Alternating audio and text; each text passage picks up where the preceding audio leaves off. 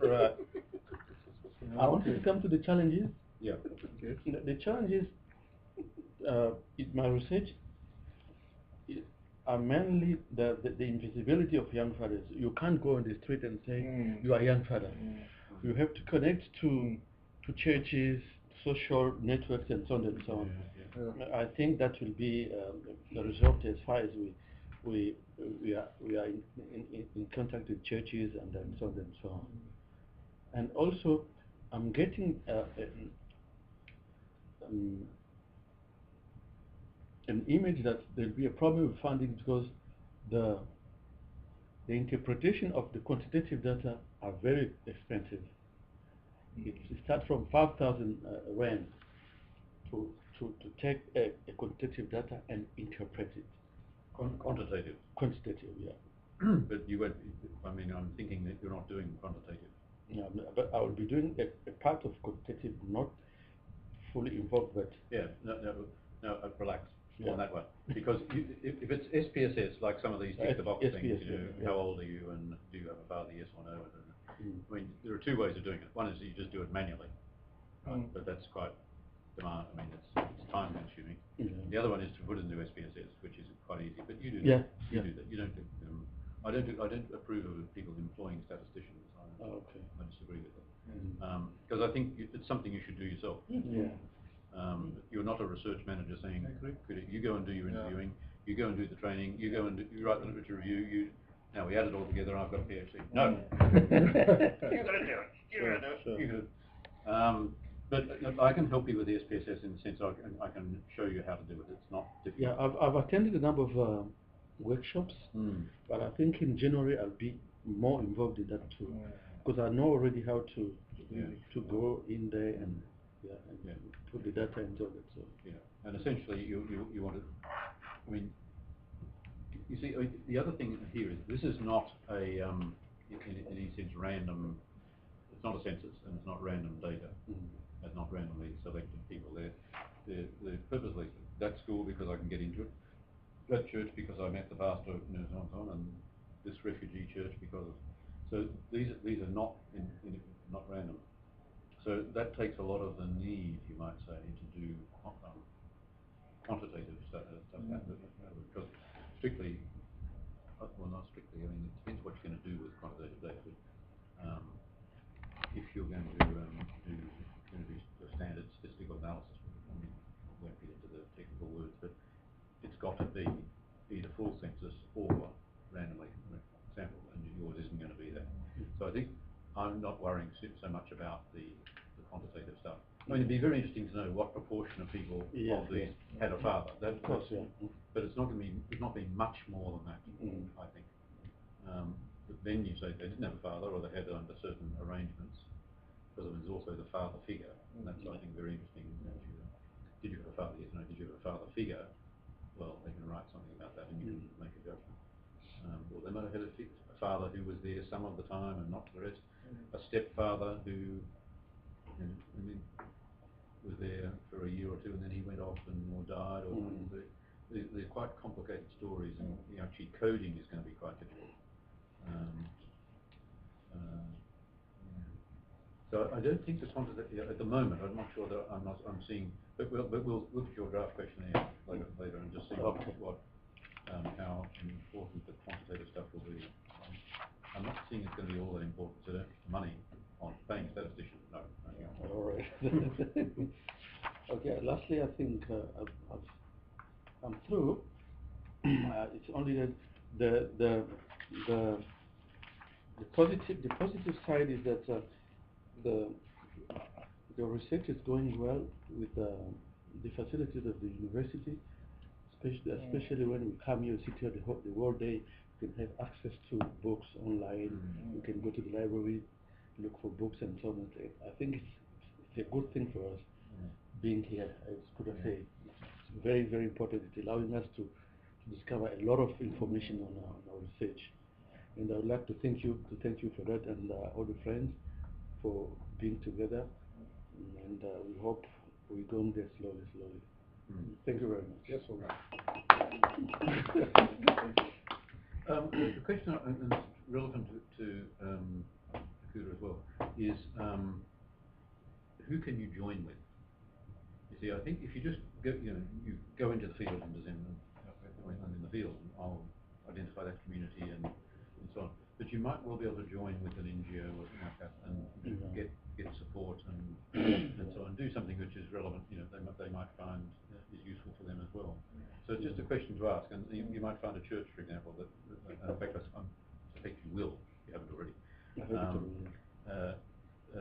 It says this is something we want to support. We want to, and so you might, and it's supporting because it's doing something which is clearly building peace. And of course. And it's taking their young men, and so the school I think will say So you're sort of connecting with the school, and you might form a relationship with that school and go back and do some training with them in future life. I mean, it might not only just simply report the results, but say, from the survey, but say, okay, this is what we've done here, and you might, in 3 years' time, set up some training in Kudakwashe to do this and that. So the connecting, I think, is important. It also means you're not just on your own. That's right.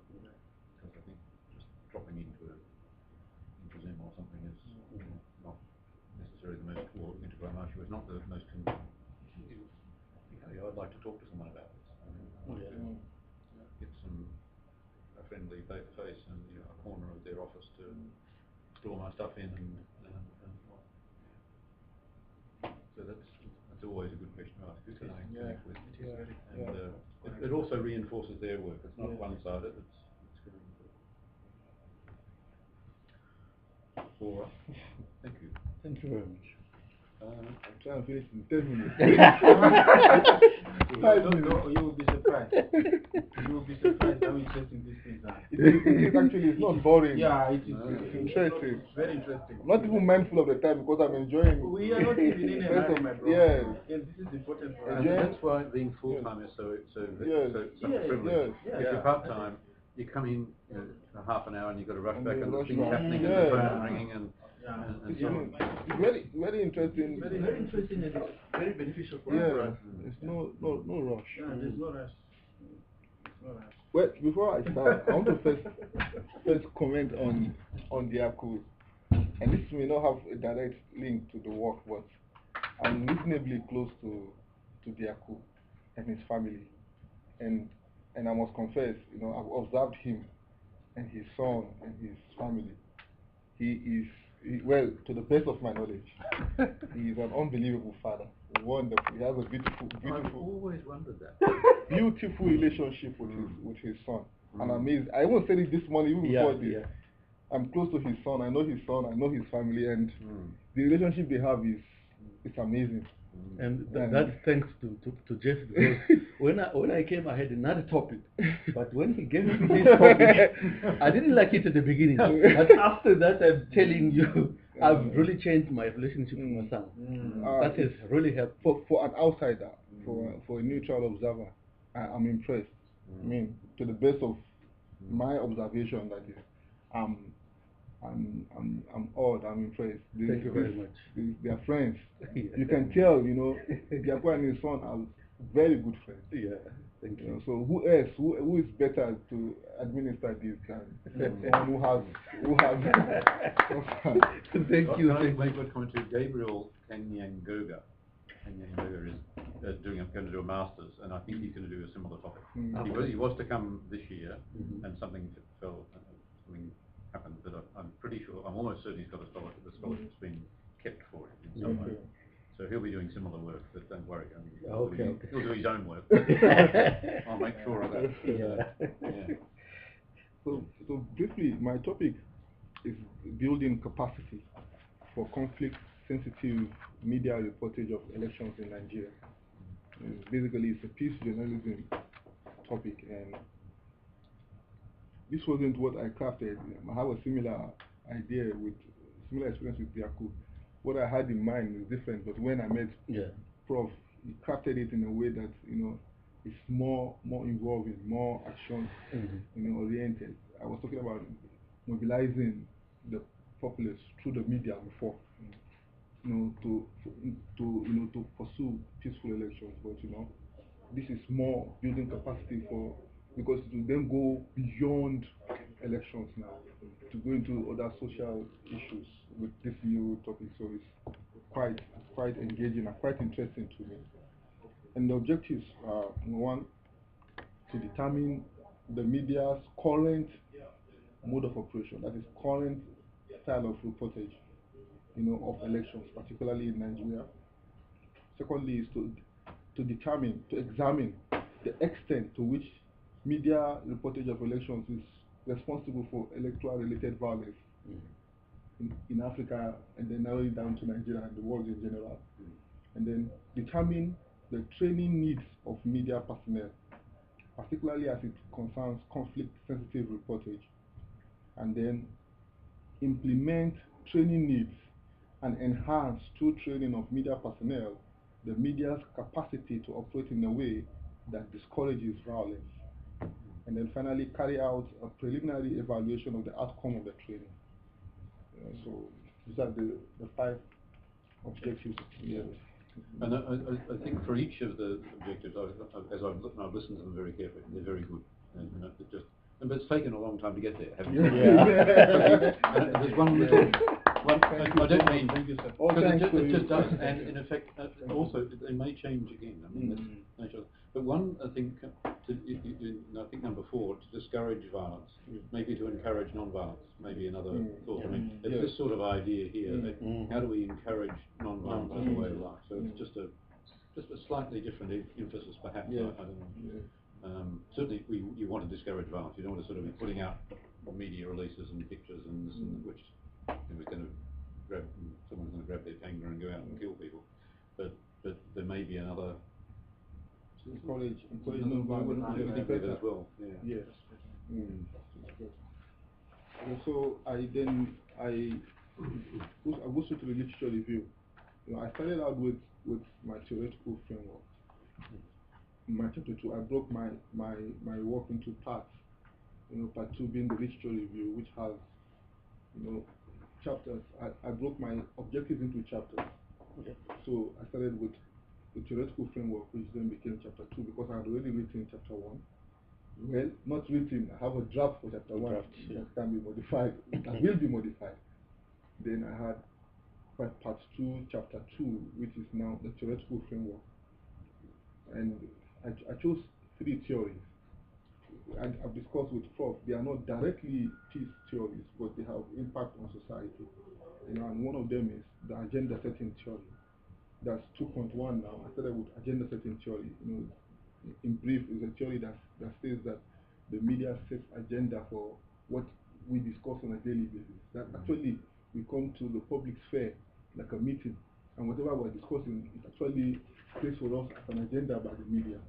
So, you understand? So that's what. And so true in this instance now. I mean, with the whole Mandela issue is a classic example. But you're right in general. So that's the first heading, 2.1. I explored agenda setting theory. After that, then 2.1.1, the subhead, I looked at setting agenda for war, the role of the media in the Rwandan genocide. I looked at how the media set agenda, calculatively, deliberately, how the media fueled the Rwandan genocide. I gave literature examples and even casualty figures that were directly linked to the media.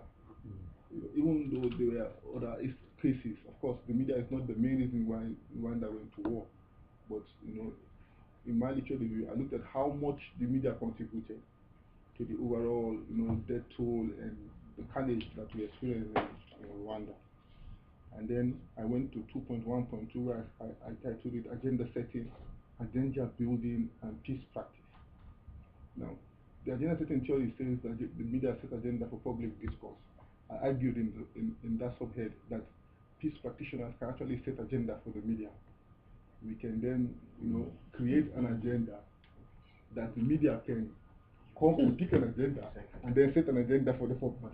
The same one politicians do. You understand? So I argue that we as media practitioners, and I gave instances, in Malaysia, in Kenya, and in Zimbabwe, where the media now set agenda for the public. When I go down, I'll give instances of countries where we had electoral violence. They were linked to the media, and then a few years later we had another set of elections that were non-violent, and then they were somehow linked to the media. So after that, I went to the second theory. I called it the media framing theory, similar to the agenda setting theory. The media framing theory just claims that the media frames a particular story or a particular event in the way it wants the public to see it. You understand? That it is the frame the media puts around an issue that determines how much the public takes the issue seriously. Then I ended the theory by looking at the peace journalism model, which will be the main thrust of the study, put forward by Jake Lynch and Annabelle McGregor here. So I looked at peace journalism model. They said it's new, but it's actually not new. It was first coined by Yuan Gaotong, but popularized or expounded, as it were, by Jake and Annabelle. So I ended my theoretical framework. I concluded by having an heading: agenda setting, media framing, and peace journalism, a combination for peace. So I looked at how the three theories can be married together through media, and then to pursue societal peace in general. And then I narrowed it down, of course, to the main thrust of the study, which is election. So that was how I ended my theoretical framework. Then chapter 3, which is the first objective, which was looking at, which is looking at the media's current mode of reportage. I titled it "The Nigerian Media and the Reportage of Elections." What I did was I started with an introduction, of course, looked at then I went to that's 3.0 now. I went to 3.1, where I looked at the media as society's watchdog, generally speaking now. So I looked at then 3.2, I titled it "Reporting Elections, the Media and Electoral Reportage." 3.2.1, I titled it "What Motivates People to Vote." I wanted to first look at the society in general and why people vote for particular candidates over others, and whether or not the media plays a role in that. Then I went to 3.3, where I said the media and election reportage around the world. Then I picked case studies. I started with the role of the media in the elections in Malaysia. I looked at the role of the media in the election in Kenya, now with particular reference to the 2007-2008 Kenyan election. I looked at the role of the media in the elections in Ghana, and then I ended it with the role of the media with media coverage of elections in Nigeria, which is the main aim of the study. Of course, I concluded and summarized the chapter. And chapter 4, which answers the second objective. Don't forget the second objective was to examine the extent to which media may be responsible for electoral-related violence in Nigeria. So then I titled chapter 4, "Instigators or Mediators, Exploring the Role of the Media in Electoral Violence." I started with 4.0, an introduction, and then 4.1, I titled "Faces of Electoral Violence." I wanted to go deep into what electoral violence is, what constitutes electoral violence, what are the phases of electoral violence. By phases, I talked about the pre-election phase, the election day violence, and the post-election violence, and all that. And then 4.2, I asked the question, why do elections turn violent? You understand? It's supposed to be a simple democratic process where I decide who governs me or who represents me. Why does it turn violent? And so I started through literature review, providing answers in 4.2.1, where I said one of the reasons put forward by several scholars is ethnicity and perceived marginalization. I looked at the role of poverty in 4.2.2, poverty and inequality. I looked at 4.2.3, I looked at the politics of patronage and how it affects why and how it causes elections to turn violent. And then in 4.3, I then narrowed it down to the role of the media, so as to determine whether or not the media actually plays any role in electoral violence, or is it just an assumption. So I then went back to look at the